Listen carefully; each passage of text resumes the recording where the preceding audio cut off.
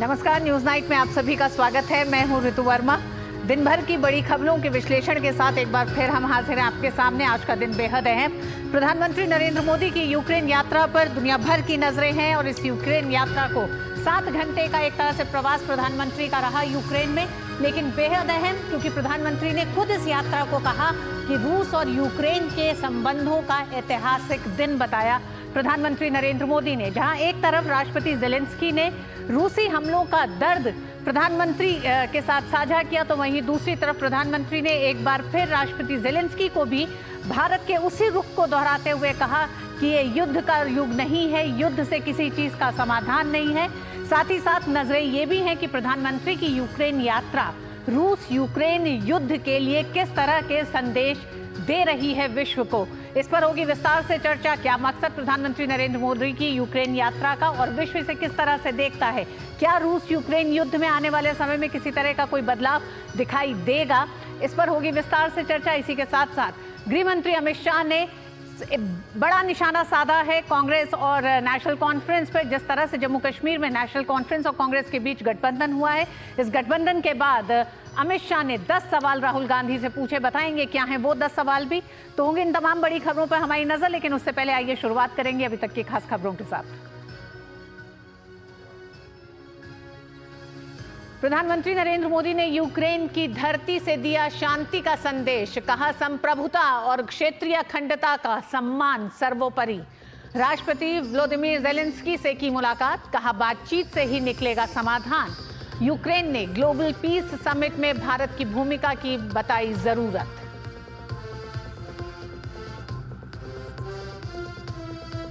भारत और यूक्रेन के बीच कृषि और खाद्य उद्योग, चिकित्सा उपकरण, मानवीय सहायता, सामुदायिक विकास और संस्कृति के क्षेत्र में 4 अहम समझौतों पर हुए हस्ताक्षर।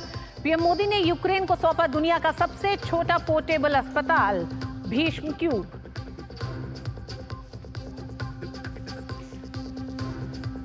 जम्मू कश्मीर में कांग्रेस और नेशनल कॉन्फ्रेंस के बीच हुए गठबंधन पर अमित शाह ने बोला करारा हमला। कहा सत्ता के लालच में बार बार देश की एकता और सुरक्षा के साथ खेलने वाली कांग्रेस पार्टी के मंसूबे फिर हुए बेनकाब। राहुल गांधी से पूछे 10 सवाल।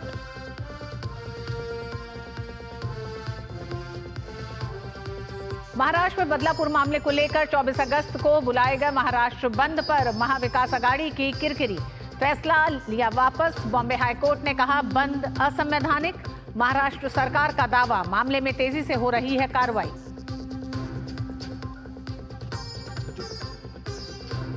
यूपी में 16,000 से ज्यादा पुलिस कांस्टेबल पदों के लिए पहले चरण की परीक्षा संपन्न।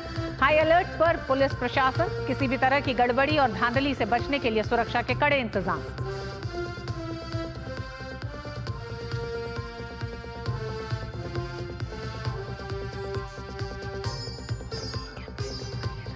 प्रथम राष्ट्रीय अंतरिक्ष दिवस पर राष्ट्रपति ने कहा चंद्रयान की सफलता को समर्पित है ये दिन।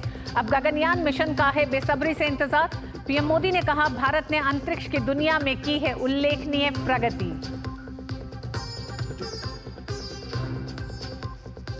भारत और अमेरिका ने आपूर्ति व्यवस्था की सुरक्षा और संपर्क अधिकारियों की नियुक्ति के संबंध में समझौता ज्ञापन पर किए हस्ताक्षर। रक्षा मंत्री राजनाथ सिंह ने वॉशिंगटन में प्रवासी भारतीयों को किया संबोधित।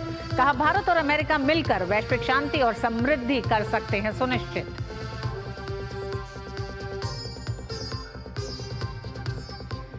नेपाल में भीषण सड़क हादसे में गई 14 भारतीयों की जान। तनहुन जिले में नदी में गिरी 40 लोगों से भरी भारतीय यात्री बस। पोखरा से काठमांडू जा रहे थे यात्री।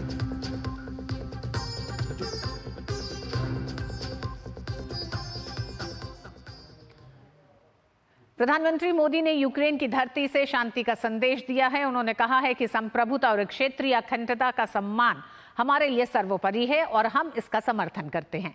प्रधानमंत्री मोदी ने राष्ट्रपति व्लादिमीर ज़ेलेंस्की से मुलाकात की और कहा कि भारत शांति के हर प्रयास में सक्रिय भूमिका निभाने के लिए तैयार है।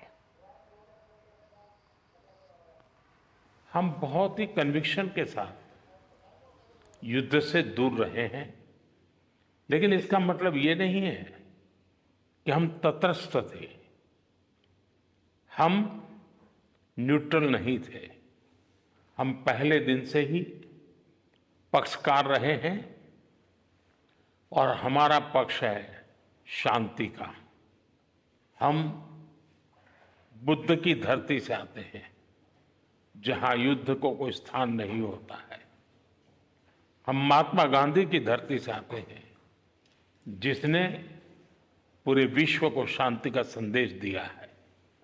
एक्सेलेंसी, मैं आज जब यूक्रेन आया हूं, तब मैं 140 करोड़ भारतीयों की भावना को लेकर के आया हूं, और 140 करोड़ भारतीयों की भावना मानवता से प्रेरित है। और मैं आज यूक्रेन की धरती पर शांति का संदेश लेकर के आया। यूक्रेन रूस के बीच जारी संघर्ष हो या फिर वैश्विक घटनाएं, इन सभी को लेकर भारत तटस्थ की भूमिका में नहीं है। प्रधानमंत्री नरेंद्र मोदी ने कीव में राष्ट्रपति वोलोडिमिर जेलेंस्की के साथ द्विपक्षीय मुलाकात के दौरान यह स्पष्ट किया कि भारत शांति का पक्षधर है और वो ये भी मानता है कि युद्ध के मैदान में समाधान नहीं हो सकता। डायलॉग और डिप्लोमेसी का रास्ता अपनाया ही जाना चाहिए। मैं पिछले दिनों रशिया की मुलाकात के लिए गया था। वहां भी मैंने साफ शब्दों में अपनी बात कही है कि किसी भी समस्या का समाधान रणभूमि में कभी भी नहीं होता है।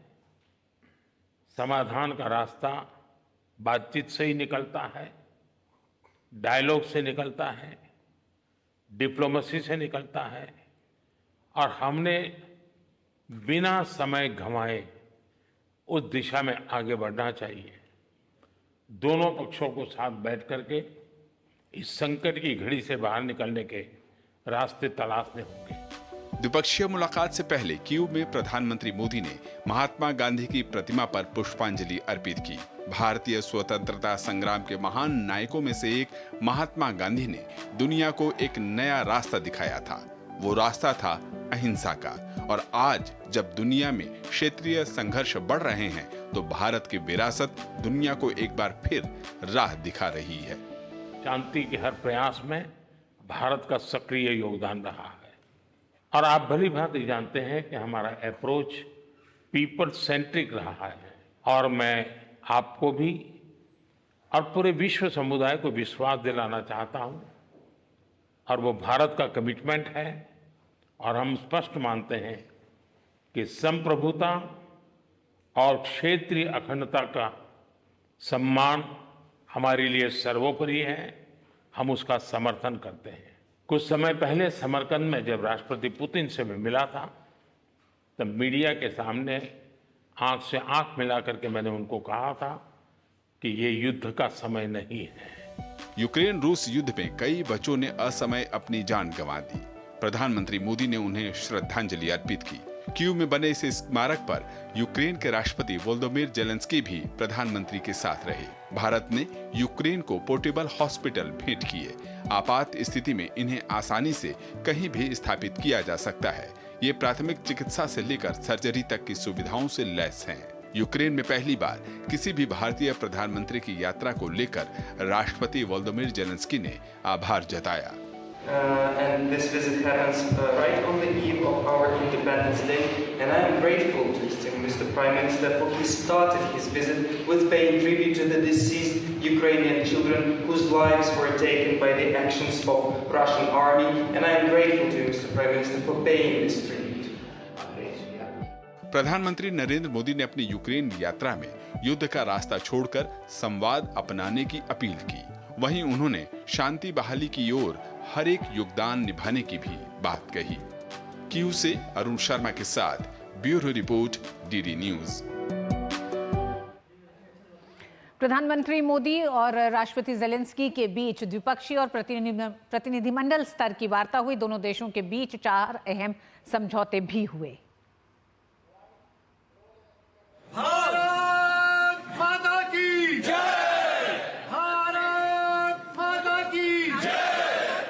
यूक्रेन 1991 में अस्तित्व में आया और साल 1992 से भारत के राजनयिक संबंध है। यह पहला मौका रहा जब भारत के प्रधानमंत्री ने यूक्रेन की यात्रा की। कीव पहुंचने पर प्रधानमंत्री का अभिनंदन भारतीयों ने बड़े ही उत्साह के साथ किया। रूस यूक्रेन के बीच जब युद्ध शुरू हुआ था, उस वक्त भारत ने अपने नागरिकों को बड़ी संख्या में सुरक्षित रूप से भारत वापसी कराई थी। द्विपक्षीय मुलाकात के दौरान प्रधानमंत्री मोदी ने राष्ट्रपति ज़ेलेंस्की का आभार जताया। बड़े आदर पूर्वक मेरी उस भावना को व्यक्त करना चाहता हूं कि जब युद्ध के प्रारंभिक दिन थे, भारत के हजारों बच्चे जो यहाँ शिक्षा के लिए आए थे, पढ़ने के लिए आए थे, वो उस युद्ध के कारण फंसे हुए थे। उनको बाहर निकालने में आपने जो मदद की और जिस संवेदनशीलता के साथ हमारी चिंताओं को आपने समझा और सुलझाने के लिए भरसक प्रयास किया, इसके लिए मेरी तरफ से, मेरे देश के 140 करोड़ नागरिकों की तरफ से और उस संकट की घड़ी से निकल करके आए हुए उन बच्चों के, उनके परिवारजनों की तरफ से आपका आज मैं हृदय से आभार व्यक्त करता हूं। प्रधानमंत्री मोदी और यूक्रेन के राष्ट्रपति के बीच द्विपक्षीय मुलाकात और प्रतिनिधिमंडल स्तर की वार्ता हुई। दोनों ही देशों के बीच कुल 4 समझौता ज्ञापन पर हस्ताक्षर हुए। यूक्रेन भारत के बीच कृषि और खाद्य उद्योग, चिकित्सा उपकरण, मानवीय सहायता, सामुदायिक विकास और संस्कृति के क्षेत्र में सहयोग बढ़ाने को लेकर समझौता ज्ञापन का आदान प्रदान हुआ। A significant part of it was devoted to our bilateral relations. There was a discussion about trade, economic issues, defense, pharmaceuticals, agriculture, education. There were a whole lot of issues. You will see much of that reflected in the joint statement. Ukraine में रहने वाले ऐसे लोगों से प्रधानमंत्री नरेंद्र मोदी ने मुलाकात की जो भारतीय संस्कृति भाषा को लेकर अध्ययन कर रहे हैं। बच्चों ने प्रधानमंत्री से मिलकर खुशी जताई और हिंदी में बातचीत की। ये दोनों देशों के बीच लोगों के आपसी संबंध और संस्कृति लगाव को दिखाता है। कीव से अरुण शर्मा के साथ ब्यूरो रिपोर्ट, डीडी न्यूज। तो जिस तरह से विश्व की नजरें प्रधानमंत्री नरेंद्र मोदी की यूक्रेन यात्रा पर हैं, तमाम अपने अपने एक तरह से एक्सपर्ट्स ने भी कई अपनी राय इस यात्रा को लेकर दी है। इन्हीं तमाम विषयों पर चर्चा करेंगे। आज का हमारा विशेष है, पीएम मोदी ने यूक्रेन से दिया शांति का संदेश।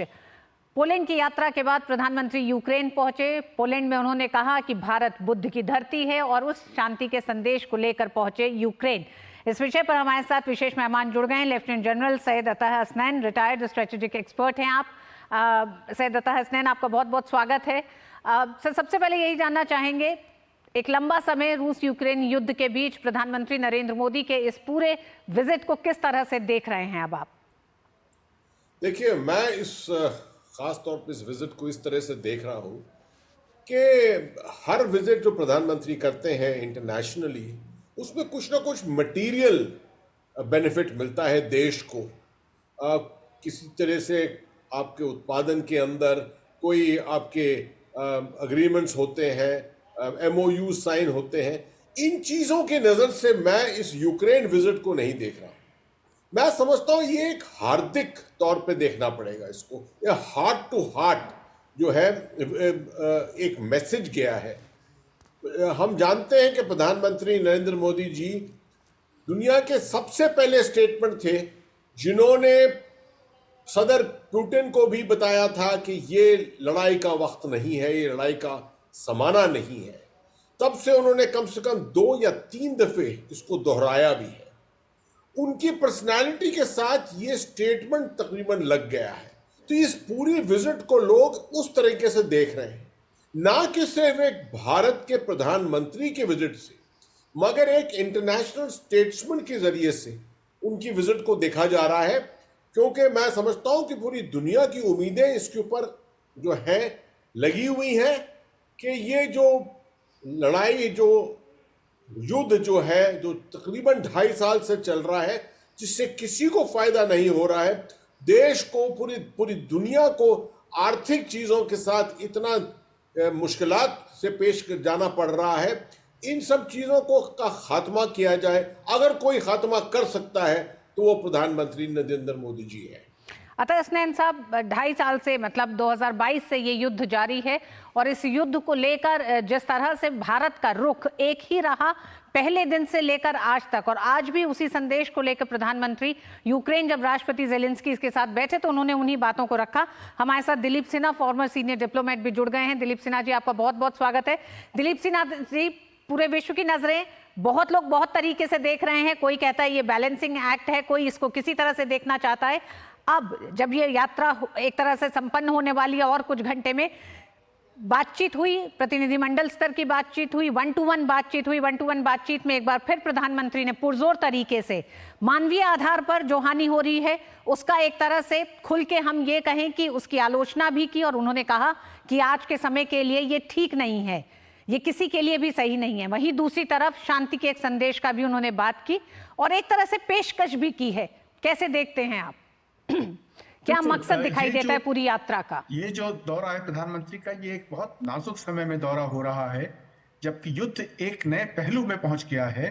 जब कुछ दिनों पहले यूक्रेन ने एक काउंटर अटैक किया रशिया के ऊपर, तो अभी स्थिति बहुत ही नाजुक है और ऐसे समय प्रधानमंत्री का वहां जाना इस बात के स्पष्ट रूप से रखना चाहता है कि भारत एक निष्पक्ष देश है इस युद्ध में, और भारत चाहता है कि शांति स्थापित हो। भारत ये मानता है कि इस युद्ध से किसी को लाभ नहीं होने वाला है और भारत अपने प्रयास जारी रखेगा इस युद्ध को समाप्त करने के लिए, ताकि जो पुरानी जो मित्रता थी भारत और यूक्रेन के जो संबंध थे व्यापार में और अन्य क्षेत्रों में, उनको पुनर्स्थापित किया जा सके।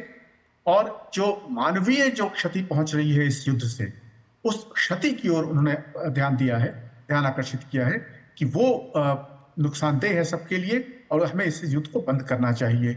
इस दृष्टिकोण से ये जो दौरा है प्रधानमंत्री का, ये बहुत महत्वपूर्ण है। ऐसे बहुत कम देश हैं इस वक्त या नेता हैं इस वक्त जो कि दोनों देशों में जा सकते हैं, मॉस्को और कीव, और दोनों देशों में जाके अपना पक्ष रख सकते हैं और शांति का प्रस्ताव रख सकते हैं। तो क्या जिस पक्ष को आप बात कर रहे हैं दिलीप सिन्हा जी, उस लिहाज से यूक्रेन के लिए भी, राष्ट्रपति जेलेंस्की के लिए भी, क्या इसको आप एक मौके के तौर पर भी देखते हैं प्रधानमंत्री नरेंद्र मोदी का जाना?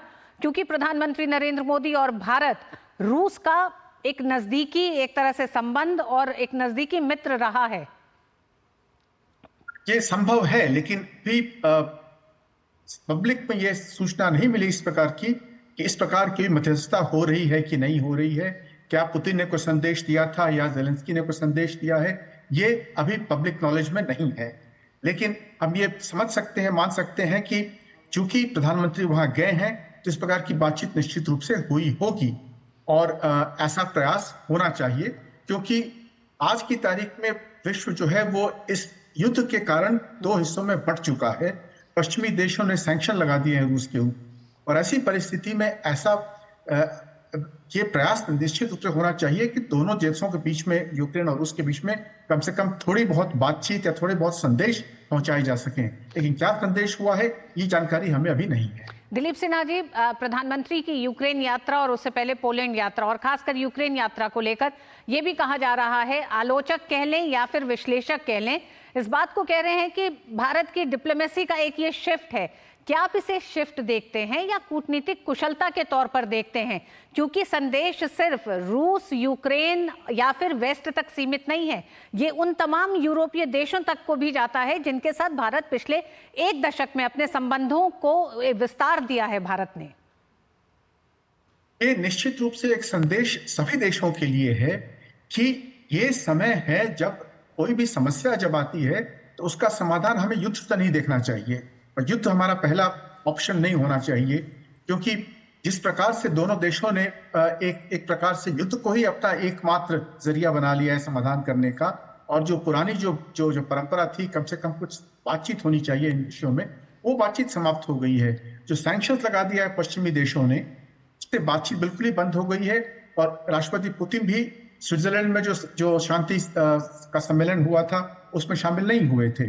तो इस प्रकार दोनों पक्ष में एक प्रकार से एक कड़ापन आ गया, सख्ती आ गई है, जिससे कि कम करने की बहुत जरूरत है। और यही प्रयास, ये जो दौरा हुआ है प्रधानमंत्री का दोनों देशों में 2 महीने के बीच में, ये उसी के दृष्टिकोण से हमें देखना चाहिए, न कि इसलिए कि हम कोई राजनीतिक कोई चाल चल रहे हैं या कोई भारत का कोई पोजीशन ऊपर करना चाहते हैं। भारत का जो होता दुनिया में है वो है, लेकिन इस प्रकार के युद्ध में जिसमें कि कोई लाभ नहीं हो पा रहा है और भारत जिसमें दोनों पक्षों के साथ शांतिपूर्ण संबंध चाहता है, उसमें इस प्रकार के युद्ध की समाप्ति बहुत जरूरी है। दिलीप सिन्हा जी, अगर पिछले हम 30-40 साल की बात करें, क्या भारत कभी भी इस तरह की हैसियत में या इस तरह की पोजीशन पे दिखता था, डिप्लोमेटिक पोजीशन पे भी, कूटनीतिक तौर पर भी, कि भारत मध्यस्थता की अगर हम ना भी बात करें तो दो ऐसे मुल्कों के साथ समान स्तर पर अपने संबंधों को बनाते हुए अगर शांति की लगातार बात प्रधानमंत्री नरेंद्र मोदी कह रहे हैं और आज भी उन्होंने यही कहा कि युद्ध किसी चीज की समस्या का समाधान नहीं है, यानी भारत अपने नॉन अलाइनमेंट अप्रोच के साथ साथ आज बदली हुई भारत की जो ताकत है, वैश्विक ताकत, आर्थिक ताकत है, क्या उसके साथ एक बदला हुआ भारत आपको दिखाई देता है इस पूरे घटनाक्रम में? ये निश्चित रूप से है कि ये जो पहल है ये प्रधानमंत्री ने स्वयं की। आमतौर पे पहले अन्य राजनीतिक करते हैं या विदेश मंत्री करते हैं, लेकिन यहाँ इस युद्ध में, चूंकि ये युद्ध बहुत ही महत्वपूर्ण युद्ध है, क्योंकि यह युद्ध कभी भी एक विस्फोटक रूप ले सकता है, एक विश्व युद्ध का रूप ले सकता है, इसलिए यहाँ पर ये जो पहल की है प्रधानमंत्री ने वो महत्वपूर्ण है कि वो स्वयं मॉस्को गए और स्वयं कीव गए, जबकि कीव में 10 घंटे की यात्रा ट्रेन से की, उसके बाद वापसी भी ट्रेन से 10 घंटे करेंगे, 7 घंटे के दौरे के लिए। और ऐसे समय में, जबकि कल रात ही वहां पर युद्ध का सायरन, आक्रमण का सायरन घोषित हुआ था कीव में, तो ऐसे समय में वहां जाना बहुत महत्वपूर्ण है। और ये निश्चित रूप से एक नए किस्म की राजनीति और भारत की है, ये पहल है जिसमें कि प्रधानमंत्री अब जैसे कीव गए हैं तो उनके साथ सुरक्षा नेशनल सिक्योरिटी एडवाइजर भी हैं और विदेश मंत्री भी साथ गए हैं, तो लगभग भारत की संपूर्ण जो शक्ति है विदेश नीति की वो उनके साथ गई है ताकि वो प्रयास कर सकें कि कुछ हम कर पाए यहाँ पर। अतः हसनैन साहब, आप अपने अनुभवों से किस तरह से देखते हैं युद्धग्रस्त दो देश, जिन देशों के साथ भारत के अच्छे संबंध कह सकते हैं, और प्रधानमंत्री नरेंद्र मोदी की यूक्रेन यात्रा में अब आप आगे किस तरह से देखते हैं? ये यात्राएं क्या किसी तरह का कोई बदलाव लेके आएंगी? देखिए, मैं इसमें वो जिस तरह से ऑफिशियल कूटनीति होती है, डिप्लोमेसी होती है, उस नज़र से नहीं देख रहा हूँ इस विजिट को। ये पूरा दौरा जो है इसमें एक बड़ा ह्यूमनिस्टिक एक आप समझिए अप्रोच रहा है। ज़्यादातर आपको लीडर दुनिया में नहीं मिलेंगे जो जाकर किसी देश में, दूसरे देश में जाकर और उसके लीडर के कंधों के ऊपर हाथ रखकर और उनको एक सलाह दे पाएंगे। मैं समझता हूं ये जो इमेजेस निकल रही हैं, आज आपकी स्क्रीन पर भी इमेजेस जो आ रही हैं, ये बहुत महत्वपूर्ण इमेजेस हैं। ये दुनिया को दिखा रहा है कि भारत की किस तरह से कूटनीति होती है, ये कैसा पर्सनलाइज स्टाइल जो प्राइम मिनिस्टर नरेंद्र मोदी ने अपनाया है, ये कितना महत्व रखता है। आजकल ये ऑफिशियल डिप्लोमेसी से शायद इस तरह की कट्टरपंथी जिस तरह से पैदा हुई है यूक्रेन और रशिया के बीच में, उसके अंदर कोई तोड़फोड़ लाना, उसके अंदर कोई डाइल्यूशन लाना शायद नामुमकिन होगा।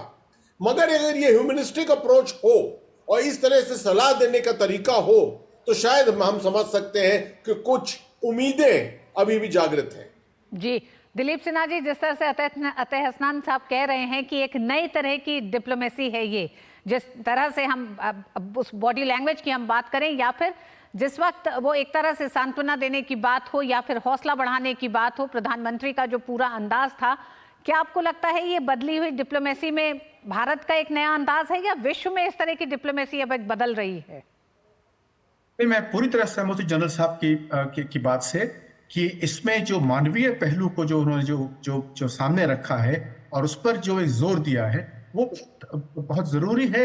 और उसमें एक नयापन निश्चित रूप से है, क्योंकि आमतौर पे जो मध्यस्थता होती है वो राजनयिक स्तर पर होती है, डिप्लोमेटिक होती है, और उसमें टेबल पर बैठ कर बातचीत होती है डिप्लोमेट्स में। लेकिन यहाँ एक मानवीय दृष्टिकोण से प्रधानमंत्री ने बातचीत की है दोनों जगह, पुतिन के साथ जाके बातचीत की, कहा कि आप ये युद्ध का समय नहीं है, क्योंकि युद्ध उन्होंने शुरू किया था। और यहाँ आकर के जो मानवीय त्रासदी हुई है, हो रही है यूक्रेन में, उस पर उन्होंने वहां पर एक आश्वासन किस्म का दिया है कि हम तुम्हारे साथ हैं इसमें।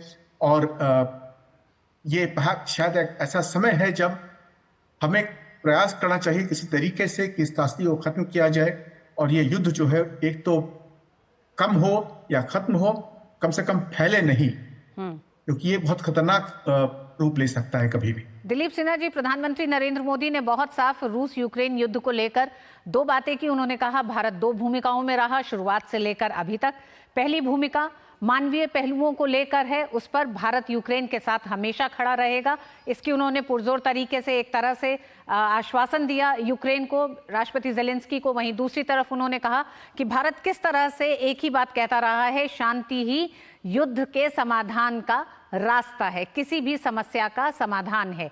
ऐसे में दिलीप सिन्हा जी, किसी भी देश के साथ संबंध, यात्राएं और खासकर एक ऐसा युद्ध जिसने विश्व को दो हिस्सों में कर दिया हो, भारत एक बड़ी आवाज G20 से उभरा, ग्लोबल साउथ की आवाज है, अफ्रीकी देशों की आवाज है आज की तारीख में। ऐसे में भारत को क्या मिलता है इस यात्रा से, अगर हम पूछें भारत का क्या मकसद? देखिए, भारत के संबंध रूस के साथ बहुत मजबूत रहे हैं, बहुत अच्छे रहे हैं, और भारत नहीं चाहता है कि रूस अलग थलग पड़े या रूस के साथ किसी प्रकार का अन्याय हो। यूक्रेन के साथ भी भारत के संबंध बहुत अच्छे रहे हैं, और भारत चाहता है कि शांति हो वहां पर, ताकि दोनों देश आपस में उनके जो पुराने संबंध थे वो स्थापित हो सकें, और भारत के संबंध जो दोनों देशों के साथ हैं वो भी मजबूत हो सकें। हमारे 19,000 विद्यार्थी यूक्रेन में पढ़ते थे जो अभी विस्थापित हो गए हैं वहां से। हमारा व्यापार, अच्छा खासा व्यापार था, वो नष्ट हो चुका है। तो इसमें प्रयास किया गया है कि एक और तो हम अपने द्विपक्षीय संबंध जो है उनको किसी तरीके से वापस उस स्तर पर ले आएं, लेकिन उससे लाने के लिए शांति स्थापित करना बहुत जरूरी है। इसलिए प्रधानमंत्री ने उस जॉइंट कम्युनिके जो आया है उसमें कहा है कि हमें कुछ इनोवेटिव सॉल्यूशंस, हमें कुछ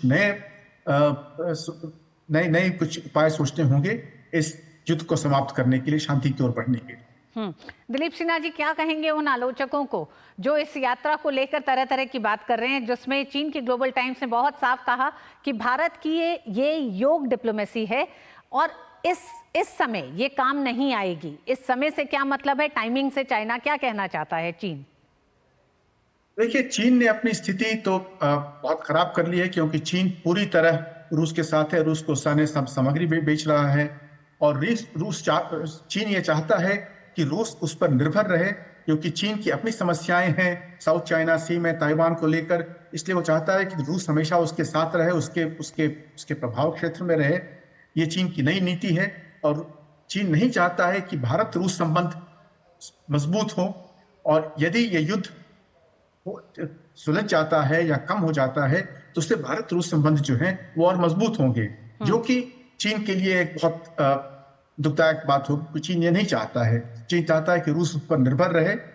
इसलिए चीन की जो आलोचना है कि एक तो भारत विश्व स्तर पर, विश्व पटल पर अपनी राजनीति स्थापित कर रहा है, जो कि चीन को गले नहीं उतरता, क्योंकि चीन समझता है कि भारत को दक्षिण एशिया में ही, साउथ एशिया में ही रहना चाहिए, इसके बाहर नहीं निकलना चाहिए।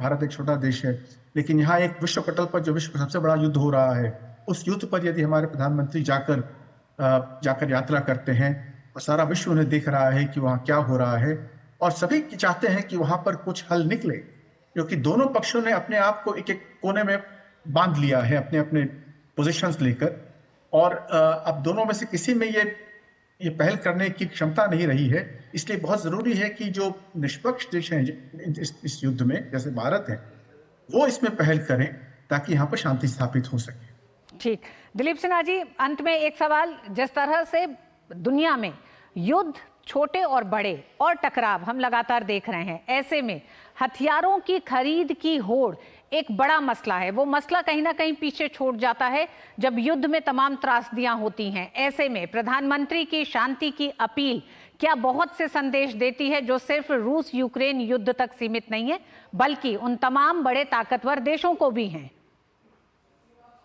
ये तो जो शक्ति की जो राजनीति होती है, जो बड़े देश खेलते हैं, दूसरों देशों के ऊपर अपना अधिकार क्षेत्र बनाने के प्रयास करते हैं, वहाँ हथियार बेचते हैं ताकि युद्ध और चले, जिसके विरुद्ध कई देशों में आम जनता विरोध कर रही है कि जब हथियार जो देश सप्लाई करते हैं ऐसे क्षेत्र में जहां युद्ध हो रहा है और जहां उन हथियारों का इस्तेमाल किया जा रहा है निहत्थे और बेगुनाह लोगों को मारने के लिए, ऐसे क्षेत्रों में हथियार का निर्यात करना, भेजना एक गुनाह है। तो ये जो सूचना है ये भी जाननी चाहिए, संदेश जाना चाहिए दुनिया को कि हथियारों की जो खरीद फरोख्त जो है वो उस पर भी नियंत्रण होना चाहिए, ताकि युद्ध में जो लोग आपस में उनके जो मतभेद होते हैं वो एक युद्ध का रूप नहीं लें, और युद्ध का रूप लें भी तो बहुत बड़े युद्ध का रूप नहीं लें, जहां पर कि आजकल तो परमाणु युद्ध का भी खतरा रहता है, लेकिन आजकल ये ड्रोन की लड़ाई जो होती है जिससे कि बहुत बेगुनाह लोग मारे जाते हैं, ऐसे युद्ध को कम करने के लिए, उनका प्रभाव करने, उनका प्रकोप कम करने के लिए जरूरी होता है कि हम हथियारों का जो निर्यात है उस पर नियंत्रण लगाएं। जी दिलीप सिन्हा जी, इस तरह के मुद्दों पर कूटनीति अपनी रफ्तार से चलती है, हम जानते हैं, लेकिन क्या आपको लगता है कि रूस यूक्रेन युद्ध को लेकर आने वाले समय में कोई बीच का रास्ता, किस तरह से शांति स्थापित की जाए, किस तरह से इस समस्या का हल ढूंढा जाए, इस पे अब और चर्चा तेज होगी? चर्चा अभी तेज होगी कि नहीं ये कहना बहुत मुश्किल है, क्योंकि जैसे मैंने कहा कि अभी कुछ दिनों पहले ही यूक्रेन ने एक नया आक्रमण किया सीधा रूस की जमीन पर, और काफी जमीन उसने हथिया ली है रूस की। और अभी एक दिन पहले ही ड्रोन अटैक हुआ मॉस्को के ऊपर। इससे नहीं लगता है अभी कि दोनों पक्षों में शांति की कोई सोच आ रही है। शायद उसमें और समय लगेगा, शायद उसमें कुछ और त्रासदी होगी, तभी ये दोनों देश युद्ध से थोड़ा सा पीछे हटने की सोच करेंगे। लेकिन ये प्रयास हमें निश्चित रूप से करते रहना पड़ेगा कि हम इस युद्ध को शांति की ओर ले जाएं, और दोनों पक्षों को ये समझाएं कि शांति के लिए उन्हें नेगोशिएटिंग टेबल पर वार्ता शुरू करनी होगी। समस्याओं का समाधान वार्ता से होता है, युद्ध से नहीं। जी हाँ, बिल्कुल, प्रधानमंत्री लगातार इस बात को कह रहे हैं कि ये युग युद्ध का नहीं है। बहुत बहुत धन्यवाद दिलीप सिन्हा जी, हमारे साथ जुड़ने के लिए, इस पूरी चर्चा में शामिल होने के लिए धन्यवाद। वक्त एक छोटे से ब्रेक का, न्यूज नाइट में खबरें भी और भी हैं, देखते रहिए डीडी न्यूज। भारत में सालाना हजारों लोग हाथी पांव नाम की बीमारी की चपेट में आकर जीवन भर के लिए अपाहिज हो जाते हैं। हाथी पांव एक मच्छर के काटने से फैलता है। हाथी पांव का कोई इलाज नहीं है। साल में सिर्फ एक बार सरकार द्वारा दी हुई मुफ्त दवाएं खाएं और इस बीमारी से अपने आप को और अपने परिवार को बचाएं। 10 अगस्त को हाथी पांव से बचाव की दवा अवश्य खाएं। अपने आप को और अपने परिवार को इस दर्दनाक बीमारी से बचाएं। भारत सरकार द्वारा जनहित में जारी। Sir 50,000 advance. और इतना कैश तो हम नहीं लाए, और आज बैंक भी बंद है। इलाज है डिजिटल पेमेंट का आसान सा ढूंढ। लेकिन अरे घबराइए मत, सावधानी के साथ करेंगे तो कोई साइड इफेक्ट भी नहीं होगा। फोन लाइए मुझे, यहाँ फोन लगाइए। डिजिटल पेमेंट से लेन देन हो सकता है आसान, सुरक्षित और तेज। मैंने तो इन्हें डिजिटल पेमेंट सिखा दिया है। आपने, क्योंकि RBI कहता है कि डिजिटल पेमेंट अपनाओ, औरों को भी सिखाओ। बात जब पीढ़ियों के लिए बनने वाले घर की हो तो जिम्मेदारी बड़ी हो जाती है। गैलेंट समझता है ये जिम्मेदारी। अब MM रिब्स के साथ गैलेंट एडवांस TMT रीबार, निर्माण का real hero. Muthoot finance, India का number 1 most trusted financial services brand. तो गोल्ड लोन के लिए कॉल करें 1-800-313-1212।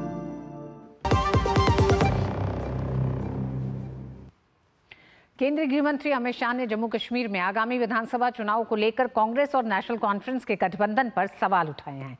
अमित शाह ने कांग्रेस और NC से 10 सवाल पूछे हैं। अमित शाह ने नेशनल कॉन्फ्रेंस से जो 10 सवाल पूछे हैं उसमें है कि क्या कांग्रेस नेशनल कॉन्फ्रेंस के जम्मू कश्मीर में फिर से अलग झंडे के वादे का समर्थन करती है। ये पहला सवाल। दूसरा सवाल, क्या राहुल गांधी और कांग्रेस पार्टी धारा 370 और आर्टिकल 35A को हटाएंगी। तीसरा सवाल अमित शाह का, क्या कांग्रेस कश्मीर के युवाओं के बदले पाकिस्तान के साथ अलगाववाद को बढ़ावा देगी। केंद्रीय गृह मंत्री ने जो सवाल पूछे उसमें चौथा सवाल है, क्या कांग्रेस पार्टी और राहुल गांधी आतंकवाद और उसके इकोसिस्टम को पोषण करने का समर्थन करते हैं। पांचवा सवाल जो अमित शाह की तरफ से पूछा गया है कांग्रेस और नेशनल कॉन्फ्रेंस के गठबंधन से, क्या कांग्रेस आतंकवाद और पत्थरबाजी की घटनाओं में शामिल लोगों को लाने का समर्थन करती है? छठा सवाल, क्या कांग्रेस दलितों, गुज्जर, बकरवाल और पहाड़ियों के आरक्षण को समाप्त कर देगी? सातवां सवाल, क्या कांग्रेस चाहती है कि शंकराचार्य पर्वत, तख्ते सुलेमान और हरि पर्वत कोहे मारान के नाम से जाने जाएं? क्या कांग्रेस जम्मू कश्मीर की अर्थव्यवस्था को एक बार फिर से भ्रष्टाचार की आग में झोंकना चाहती है? नेशनल कॉन्फ्रेंस के साथ कांग्रेस के गठबंधन पर अमित शाह ने पूछा 9वां सवाल, क्या कांग्रेस पार्टी जेकेएनसी के जम्मू और घाटी के बीच भेदभाव की राजनीति का समर्थन करती है? और 10वां सवाल अमित शाह का कांग्रेस से, क्या कांग्रेस और राहुल गांधी कश्मीर को ऑटोनॉमी देने की जेकेएनसी की विभाजनकारी सोच और नीतियों का समर्थन करते हैं? तो वहीं भाजपा नेता स्मृति ईरानी ने जमकर कांग्रेस पार्टी पर निशाना साधा। स्मृति ईरानी ने कहा कि क्या नेशनल कॉन्फ्रेंस के लिए कांग्रेस एक देश, एक विधान, एक संविधान को बदलने का समर्थन करती है? धारा 370 के हटने के बाद भारत ने, भारतीयों ने अपने राष्ट्रीय संकल्प को पूरा किया कि कश्मीर से लेकर कन्याकुमारी तक एक निशान, एक प्रधान और एक संविधान रहेगा। क्या नेशनल कॉन्फ्रेंस के चलते कांग्रेस पार्टी अलग झंडे के वादे का समर्थन करती है? कांग्रेस पार्टी पर ध्रुवीकरण की राजनीति करने का आरोप लगाते हुए स्मृति ईरानी ने कहा कि व्यक्तिगत लाभ के लिए कांग्रेस पार्टी नेशनल कॉन्फ्रेंस के इशारे पर चल रही है। क्या कांग्रेस दलित, गुज्जर, बकरवाल, पहाड़ियों के आरक्षण को समाप्त करके नेशनल कॉन्फ्रेंस के इशारे पर अपने गठबंधन के चलते ये पाप करने वाली है? क्या कांग्रेस पार्टी चाहती है कि शंकराचार्य पर्वत का नाम तख्ते सुलेमान हो और हरि पर्वत का नाम कोहे मारन हो? क्या कांग्रेस पार्टी फिर भ्रष्टाचार की आग में जम्मू कश्मीर को झोंकना चाहती है और सिर्फ गिने चुने परिवारों के हाथ में कमान सौंपने के समर्थन में है? तो लगातार अमित शाह जिस तरह से हमलावर है कांग्रेस और एनसी के गठबंधन को लेकर, भारतीय जनता पार्टी भी खुलकर सामने आई है, क्योंकि लगातार हमने देखा है कि किस तरह से नेशनल कॉन्फ्रेंस ने आर्टिकल 370 के हटने को लेकर एक पूरा विरोध किया और उसी के साथ साथ तमाम उन पार्टियों ने जो जम्मू कश्मीर की क्षेत्रीय पार्टियां हैं उनका एक बड़ा विरोध रहा है आर्टिकल 370 के हटने को लेकर। और यही कारण है कि कांग्रेस के साथ गठबंधन को लेकर भारतीय जनता पार्टी एक बार फिर हमलावर है। उधर बॉम्बे हाईकोर्ट ने महाराष्ट्र में विपक्ष की तरफ से बुलाए गए बंद पर रोक लगा दी है। मुख्यमंत्री एकनाथ शिंदे ने कहा कि महाराष्ट्र सरकार किसी भी व्यक्ति या राजनीतिक दल को बंद बुलाने से रोकने के लिए बॉम्बे हाईकोर्ट द्वारा जारी आदेश को लागू करेगी। विपक्षी दल बंद पर जोर दे रहे हैं। इस बंद से आम आदमी को परेशानी होने वाली है, इसलिए मैं कहना चाहूंगा कि कोर्ट जो फैसला देगा राज्य सरकार उसे लागू करेगी। आपको बता दें कि महाविकास अघाड़ी ने बदलापुर में नाबालिग छात्राओं के साथ रेप और एफआईआर में देरी को लेकर बंद का ऐलान किया था, लेकिन बॉम्बे हाईकोर्ट के चीफ जस्टिस ने जनहित याचिकाओं पर सुनवाई करते हुए कहा कि राजनीतिक दल अपने फायदे के लिए बंद नहीं बुला सकते हैं।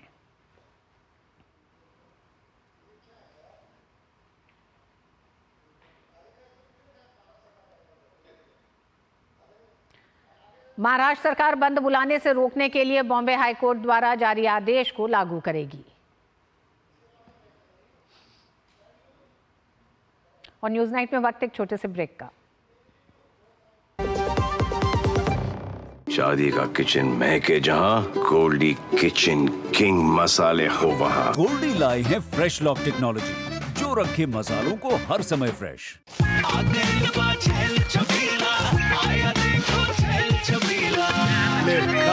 अच्छा भैया, मेरी गाय को भी अपने हाथों से चारा खिला दो। अरे खिलाई देते हैं। हमारी गाय भैया। क्या हो गया? पूरा का पूरा गांव यहाँ आ गया। अच्छा भैया, इसी हाथ से चारा खिलाते हो, तभी तो आपके गाय भैंसों की ब्याज सबसे ज्यादा है। अरे पगले, ये चमत्कार इस हाथ का नहीं, हाथ में जो कपिला पशु आहार है उसका है, जो पशुओं की सेहत अच्छी रखता है और ब्याज भी बढ़ाता है। ले जाओ।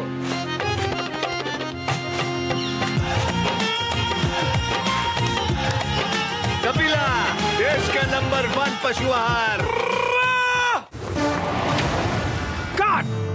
सुरक्षा की गारंटी हर चीज में जरूरी है, चाहे वो मुश्किल स्टंट हो या अच्छी फसल।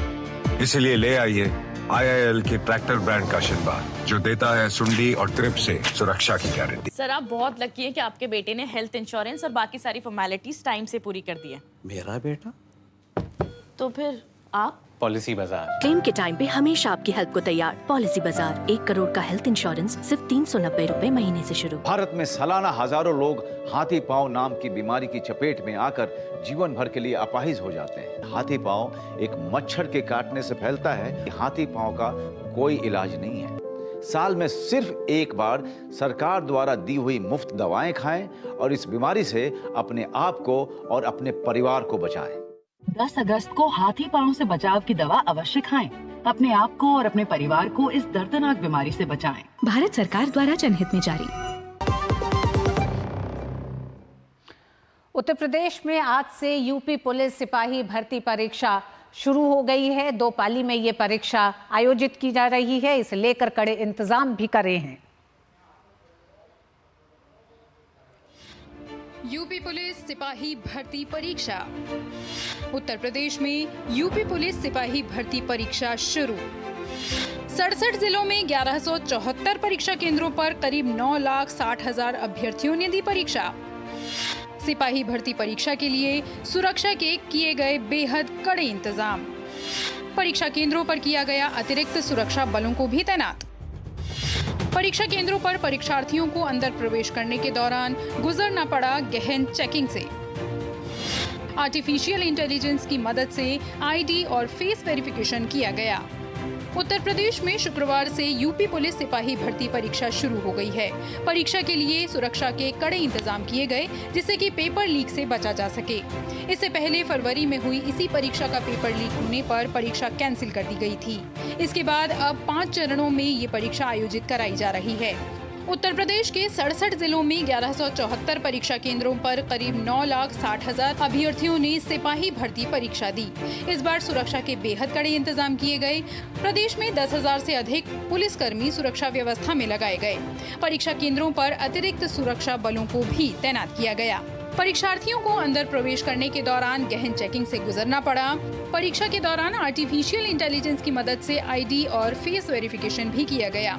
उत्तर प्रदेश की सबसे बड़ी पुलिस भर्ती परीक्षा के 60,244 पदों के लिए 23, 24, 25, 30 और 31 अगस्त को 2 पाली में परीक्षाएं आयोजित की जा रही हैं।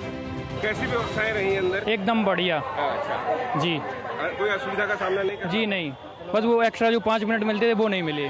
जो उसमें बोला भी गया है कि एक्स्ट्रा 5 मिनट मिलेंगे वो नहीं दिए गए। इस बार सर बहुत अच्छी व्यवस्था है। यहाँ पर प्रशासन की कड़ी सख्त कार्रवाई हो रही है। इस बार कोई वो नहीं है।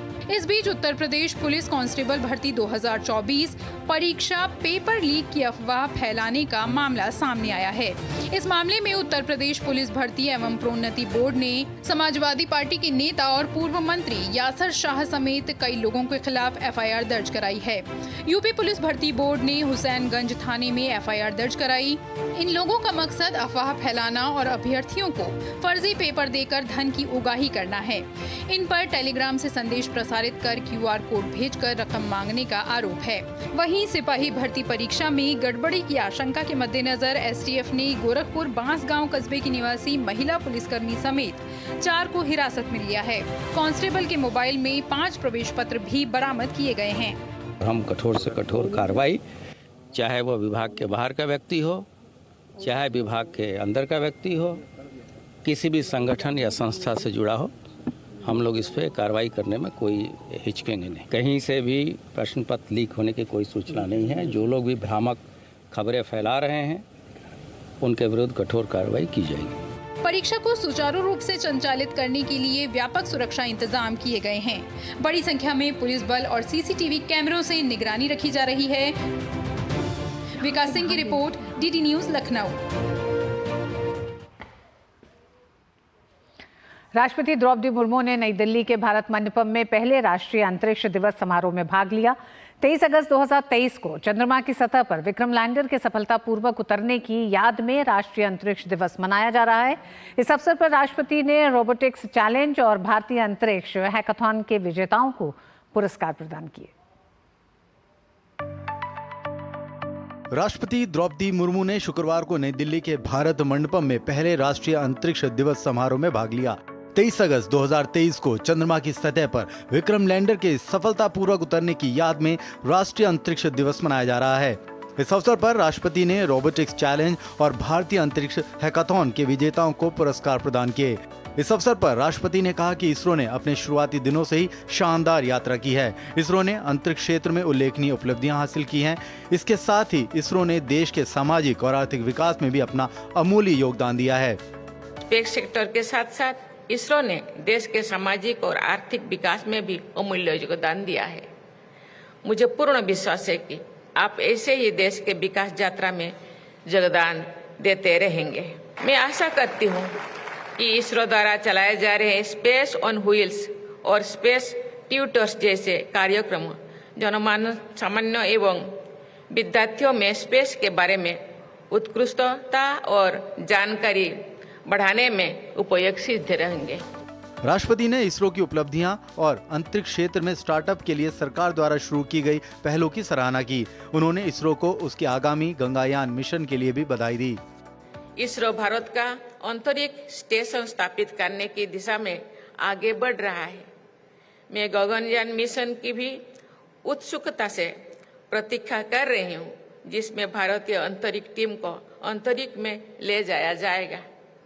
मुझे विश्वास है कि इन सभी मिशन के फलस्वरूप ऐसे परिणाम सामने आएंगे जिनसे देश सामाजिक, आर्थिक एवं वैज्ञानिक रूप से लाभान्वित होंगे। चंद्रयान 3 की सफलता ने भारत को अंतरिक्ष क्षेत्र में एक प्रमुख खिलाड़ी के रूप में वैश्विक मंच पर एक नई पहचान दी है। केंद्रीय मंत्री जितेंद्र सिंह ने कहा कि भारत के अंतरिक्ष क्षेत्र ने देश को निजी क्षेत्र में अग्रणी खिलाड़ी के रूप में स्थापित कर दिया है। We were just one-digit space startup 3 years back. Today we've gone up to almost 300. And as you were just seeing the space vision for the future, I think one of the most momentous happenings in the next 1 year would be the launch of Gaganyaan. Purely indigenous mission, living up to the ideals of Make in India, the ideals of Atmanirbhar Bharat, and also at the same time pushing India as a frontline nation of the world. Bharat Mandapam में आयोजित कार्यक्रम में दिल्ली के छात्रों ने ISRO robotics challenge में हिस्सा लिया। इस कार्यक्रम में छात्रों ने अपने कौशल का प्रदर्शन किया। इस मौके पर छात्रों का उत्साह देखने लायक था। इसरो का रोबोटिक्स चैलेंज था, इसमें हम फर्स्ट विनर आए हैं। इसमें ऑटोनोमसली नेविगेट करना था मून लाइक टेरेन में, जहाँ पे ऑब्स्टेकल्स और क्रेटर्स को अवॉइड करके एक डेस्टिनेशन में जाना था। और ये सैंपल ट्यूब पिकिंग का हमने मैकेनिज्म बनाया। We have competed all India among the teams of around more than 200 teams, and now we are in top 3 in all India, and we have made an autonomous rover that can be benefited for ISRO's sample return mission that is used in Chandrayaan 4. इस अवसर पर in space के अध्यक्ष doctor Pawan Goenka ने कहा कि भारत साल 2033 तक 44 बिलियन अमेरिकी डॉलर की अंतरिक्ष अर्थव्यवस्था बनने का लक्ष्य हासिल कर सकता है। फाइनेंस मिनिस्टर साहिबा ने कहा था बजट के समय कि हम अगले 10 सालों में स्पेस इकोनॉमी को 5 गुना बढ़ाने वाले हैं और कोशिश है ये 44 बिलियन डॉलर की बाय 2033। तो इस पे हम इन स्पेस कोशिश कर रहा है, काम कर रहा है इसरो के साथ, प्राइवेट सेक्टर के साथ, गवर्नमेंट डिपार्टमेंट के साथ, किस तरह से हम 8.4 बिलियन डॉलर से 44 बिलियन डॉलर जाएं। और 44 बिलियन डॉलर एक काफ़ी महत्वपूर्ण नंबर है हमारे स्पेस इकोनॉमी के लिए। नए निवेश और निजी साझेदारों के साथ बढ़ते सहयोग के साथ भारत ने अंतरिक्ष क्षेत्र में एक बड़ी छलांग लगाई है, जिससे भविष्य की खोज और नवाचार का मार्ग प्रशस्त हुआ है। तपस भट्टाचार्य की रिपोर्ट, डीडी न्यूज दिल्ली। और वक्त एक छोटे से ब्रेक का। शादी का किचन महके जहां, गोल्डी किचन किंग मसाले हो वहां। गोल्डी लाई है फ्रेश लॉक टेक्नोलॉजी, जो रखे मसालों को हर समय फ्रेश। बात जब पीढ़ियों के लिए बनने वाले घर की हो तो जिम्मेदारी बड़ी हो जाती है। गैलेंट समझता है ये जिम्मेदारी। अब डबल एम रिब्स के साथ गैलेंट एडवांस TMT रीबार, निर्माण का रियल हीरो। जल्दी टिफिन पैक करो। राजू, मोबाइल छोड़ो। अरे दीदी वो बैंक का नंबर चाहिए, रिफंड ही नहीं आया है। मिल गया। अब भी कॉल करता हूँ दीदी। बिना नंबर जांचे? अक्सर जालसाज बैंक की नकली वेबसाइट और फर्जी नंबर से पैसों की धोखाधड़ी करते हैं। तो फिर सही नंबर? बैंक की ऑफिशियल वेबसाइट या तो कार्ड। आपने तो बचा लिया दीदी। काम से नहीं। आरबीआई कहता है सही वित्तीय बर्ताव करे आपका बचाव। सुरक्षा की गारंटी हर चीज में जरूरी है, चाहे वो मुश्किल स्टंट हो या अच्छी फसल। इसलिए ले आइए IIL के ट्रैक्टर ब्रांड का शिनबार, जो देता है सुंडी और ट्रिप से सुरक्षा की गारंटी। ये डाउट बहुत ही अमेजिंग चीज है, काम आसान कर देती है। अब जिस पे भी डाउट है वो तो ऑटोमेटिकली आउट है। लेकिन मुथूट फाइनेंस से गोल्ड लोन लेते हुए कोई डाउट नहीं है, क्योंकि यहाँ है पूरी ट्रांसपेरेंसी, 100% भरोसा और सुरक्षा। तभी तो मुथूट फाइनेंस है भरोसा इंडिया का, इंडिया का number 1 most trusted financial services brand. तो गोल्ड लोन लेने के लिए कॉल करें 1-800-313-1212। रक्षा मंत्री राजनाथ सिंह अमेरिका की 4 दिवसीय यात्रा पर है। वॉशिंगटन में भारतीय प्रवासियों से मिलकर उन्होंने कहा कि भारत और अमेरिका मिलकर वैश्विक शांति और समृद्धि ला सकते हैं। रक्षा मंत्री राजनाथ सिंह 23 से 26 अगस्त तक अमेरिका की यात्रा पर हैं। शुक्रवार को भारत और अमेरिका ने वाशिंगटन डीसी में 2 बेहद अहम रक्षा समझौता ज्ञापन पर हस्ताक्षर किए। इनमें एक है सिक्योरिटी ऑफ सप्लाई अरेंजमेंट और दूसरा लाइजनिंग अफसरों की नियुक्ति को लेकर है। इनमें सिक्योरिटी ऑफ सप्लाई अरेंजमेंट समझौता अमेरिका ने अभी तक केवल 18 देशों के साथ ही किया है। इस समझौते के तहत दोनों देश राष्ट्रीय रक्षा को बढ़ावा देने वाली वस्तुओं और सेवाओं के लिए एक दूसरे को प्राथमिकता देंगे। सिक्योरिटी ऑफ सप्लाई अरेंजमेंट समझौता दोनों देशों को आपूर्ति श्रृंखला व्यवधानों को हल करने के लिए एक दूसरे से आवश्यक औद्योगिक संसाधनों को प्राप्त करने में सक्षम बनाएगा। आइए समझते हैं क्या है सिक्योरिटी ऑफ सप्लाई अरेंजमेंट समझौता। सिक्योरिटी ऑफ सप्लाई अरेंजमेंट समझौते पर हस्ताक्षर होने से दोनों देशों को राष्ट्रीय सुरक्षा आवश्यकताओं को पूरा करने के लिए एक दूसरे से आवश्यक औद्योगिक संसाधन प्राप्त करने में सक्षम बनाएगी। सोसा के तहत दोनों देश डिफेंस के लिए जरूरी सामान की सप्लाई के लिए एक दूसरे को प्राथमिकता देंगे। सोसा पर हस्ताक्षर ऐसे वक्त में हुए हैं जब यूक्रेन रूस युद्ध के चलते पूरी दुनिया में सप्लाई चेन पर असर पड़ा है, जिसके प्रभाव से भारत भी अछूता नहीं है। भारत के स्वदेशी हल्के लड़ाकू फाइटर जेट LCA तेजस MK-1A में अमेरिकी कंपनी GE एरोस्पेस के GE 404 इंजन लगाए जाने हैं। माना जा रहा है कि रक्षा की सोसा पर दस्तखत होने के बाद इंजन की डिलीवरी में तेजी आएगी।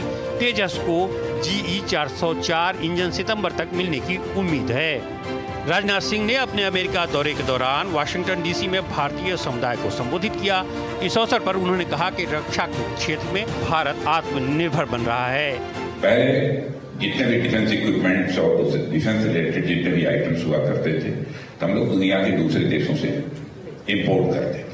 इंडियन डायस्पोरा के मेरे बहनों भाइयों, मैं आपको कहना चाहता हूँ, जिसमें हमारी गवर्नमेंट बनी थी उस समय भारत का डिफेंस रिलेटेड आइटम्स का जो एक्सपोर्ट होता था वो 600 करोड़ होता था। आज 10 वर्षों के अंदर हम मोर देन 21,000 करोड़ तो कहते हैं, लेकिन मैं जानता हूं 23,000 करोड़ पहुंच गया। रक्षा मंत्री की इस यात्रा से भारत अमेरिका वैश्विक रणनीतिक साझेदारी के और अधिक मजबूत और व्यापक होने की उम्मीद है। Bureau report, DD news. विदेशी मुद्रा भंडार में इस हफ्ते जोरदार उछाल देखने को मिला है। भारतीय रिजर्व बैंक के डेटा के मुताबिक फॉरेन एक्सचेंज $674.66 बिलियन पर पहुंच गया है, जो ऑल टाइम हाई से मामूली कम है। भारतीय रिजर्व बैंक ने 16 अगस्त 2024 को खत्म हुए सप्ताह तक के लिए विदेशी मुद्रा भंडार का आंकड़ा जारी किया है। डेटा के मुताबिक इस हफ्ते में एक बार फिर विदेशी मुद्रा भंडार में इजाफा देखने को मिला है और $4.54 बिलियन के इजाफे के साथ $474.66 बिलियन पर आ गया है। पिछला रिकॉर्ड उच्च स्तर $674.919 बिलियन अमेरिकी डॉलर था। पिछले कुछ समय से विदेशी मुद्रा भंडार में उतार चढ़ाव देखने को मिल रहा है।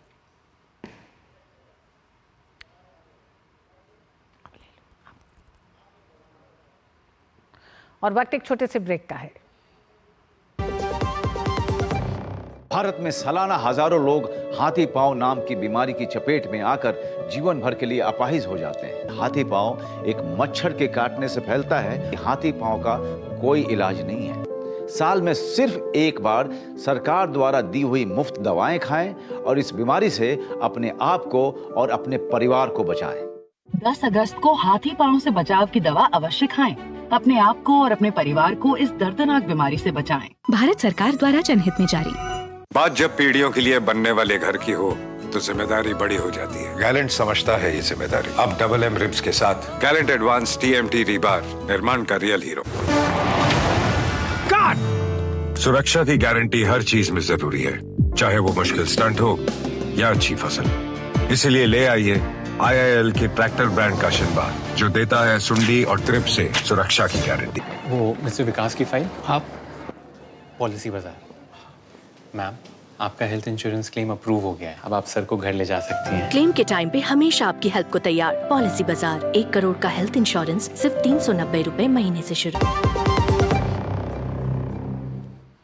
नेपाल में बड़ा सड़क हादसा हो गया है। यहाँ 43 भारतीय यात्रियों को लेकर जा रही एक बस तनहुन जिले में मार्स्यगंडी नदी में गिर गई है। यूपी नंबर की ये बस पोखरा से काठमांडू जा रही थी। मीडिया रिपोर्ट के मुताबिक 27 यात्रियों की मौत हो गई है। गोरखपुर की रजिस्टर्ड बस यहां से यात्रियों को लेकर नेपाल की तरफ गई थी।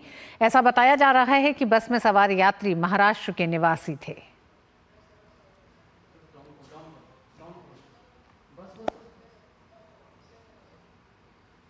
और न्यूज नाइट में आज बस इतना। दीजिए अनुमति हमारी पूरी टीम को, लेकिन जाते जाते आपको छोड़े जा रहे हैं देश की कुछ अन्य बड़ी खबरों के साथ। देखते रहिए DD न्यूज। नमस्कार।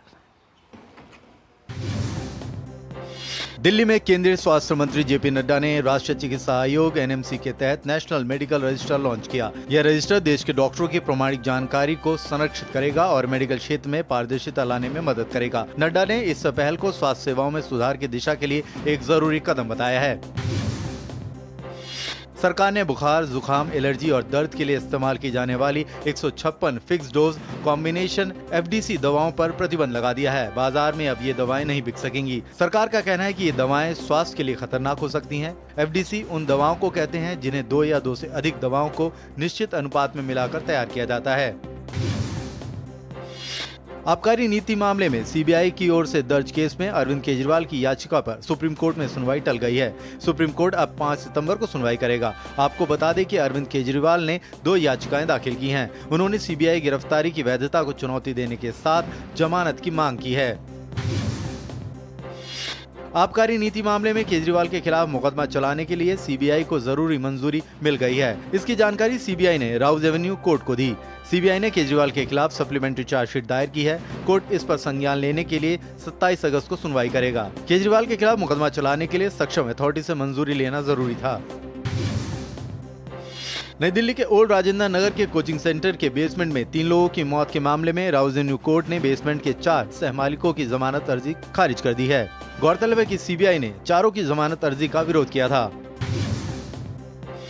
मार्केट रेगुलेटर सेबी ने उद्योगपति अनिल अंबानी और रिलायंस होम फाइनेंस के पूर्व प्रमुख अधिकारियों समेत 24 अन्य संस्थाओं को कंपनी फंड के डायवर्जन के लिए प्रतिभूति बाजार से 5 साल के लिए प्रतिबंधित कर दिया है। सेबी ने अनिल अंबानी पर 25 करोड़ रुपए का जुर्माना भी लगाया है। जम्मू कश्मीर विधानसभा चुनाव में प्रचार को लेकर रणनीति तैयार की जा रही है। राष्ट्रवादी कांग्रेस पार्टी ने स्टार प्रचारकों की सूची जारी कर दी है। 26 प्रचारकों की सूची में अजित पवार, प्रफुल्ल पटेल, सुनील तटकरे के नाम सामने रखे गए हैं। जम्मू कश्मीर में 3 चरणों पर चुनाव होने वाले हैं। इसे देखते हुए कांग्रेस अनेका ने गठबंधन का ऐलान किया है। असम के डिंग में नाबालिग बच्ची के साथ बलात्कार का मामला सामने आया है। पीड़ित ट्यूशन के लिए घर से निकली थी, लेकिन जंगल में बेहोशी की हालत में मिली। मुख्यमंत्री हेमंत बिस्वा शर्मा का कहना है कि अपराधी बख्शे नहीं जाएंगे और अपराधियों के खिलाफ कड़ी कार्रवाई की जाएगी। असम सरकार ने बताया कि साल 1971 से 2014 के बीच राज्य में 47,928 अवैध अप्रवासी पाए गए। इनमें से 43% अप्रवासी हिंदू हैं। एजीपी विधायक पोनाकन बरुआ के लिखित प्रश्न का उत्तर देते हुए असम के मुख्यमंत्री डॉक्टर हेमंत बिस्वा शर्मा ने ये जानकारी साझा की। मुख्यमंत्री शर्मा ने बताया कि 1971 से 2014 तक विदेशी न्यायाधिकरणों ने 47,928 लोगों को विदेशी घोषित किया है। उनमें से 20,613 हिंदू, 27,309 मुस्लिम और 6 अन्य धर्मों के लोग शामिल हैं। केंद्रीय कृषि एवं किसान कल्याण मंत्री शिवराज सिंह चौहान ने पटना के कृषि भवन में किसानों के साथ संवाद किया। कृषि मंत्री ने कहा कि हमारे किसानों के लिए 6 सूत्र हैं जिन पर हम काम कर रहे हैं। उन्होंने कहा कि प्रधानमंत्री मोदी ने 65 प्रजातियों के 109 बीज की नई किस्म जारी की है। केंद्रीय मंत्री ने कहा कि बिहार का मखाना अपने आप में पोषण का भंडार है और हमारे किसान मेहनत करके मखाने का उत्पादन बढ़ा रहे हैं। उत्तर प्रदेश के मुख्यमंत्री योगी आदित्यनाथ ने शुक्रवार को दिल्ली में उपराष्ट्रपति जगदीप धनखड़ से शिष्टाचार भेंट कर आभार व्यक्त किया। वहीं उपराष्ट्रपति जगदीप धनखड़ ने योगी आदित्यनाथ की सराहना की। उपराष्ट्रपति ने मुख्यमंत्री योगी आदित्यनाथ के नेतृत्व में उत्तर प्रदेश के विकास मॉडल की भी प्रशंसा की है।